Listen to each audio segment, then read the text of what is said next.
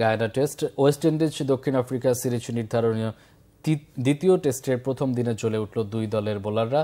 গায়ানা বৃহস্পতিবার একদিনে পড়ল 17 উইকেট। প্রোটিয়াদের 160 রানের জবাবে ক্যারিবীয়রা 7 উইকেটে 97 রান নিয়ে লড়ছে।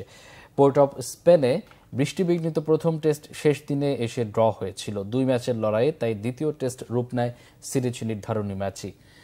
গায়ানার প্রভিডেন্স স্টেডিয়ামে বৃহস্পতিবার বাংলাদেশ সময় রাত 8টায় মাঠে গড়ায় দ্বিতীয় টেস্ট। টস হেরে ব্যাটিং পাওয়া দক্ষিণ আফ্রিকার ব্যাটসম্যানদের শুরু থেকেই চেপে ধরে ক্যারিবীয় বোলাররা। স্বাগতিকদের বোলিং তোপে 54 ওভারে 160 রান তুলে অল আউট হয় প্রোটিয়ারা। 10 নম্বরে ব্যাটিংয়ে নেমে ড্যান প্রিন্ট দলের পক্ষে সর্বাধিক 38 রান করেন। অভিজ্ঞ পেসার কেমার রোচের বদলি হিসেবে টেস্ট অভিষেকের সুযোগ পাওয়া শামার জোসেফ 33 রানে 5 উইকেট নেন। আরেক পেসার জেডেন সিলস 45 রানে 3 উইকেট পান। বল হাতে সফরকারী দলও শুরু থেকে দাপট দেখায়। চা বিরতির 1 ওভার আগে ব্যাটিংয়ে নামা ওয়েস্ট ইন্ডিজ দিন শেষে 28 ওভার 2 বল খেলে 7 উইকেটে 97 করে। প্রথম ইনিংসে পিছিয়ে তারা 63 রানে। উইয়ান মোল্টার 18 রানে 4টি, নান্দ্রে বার্গার 32 রানে 2টি উইকেট নেন।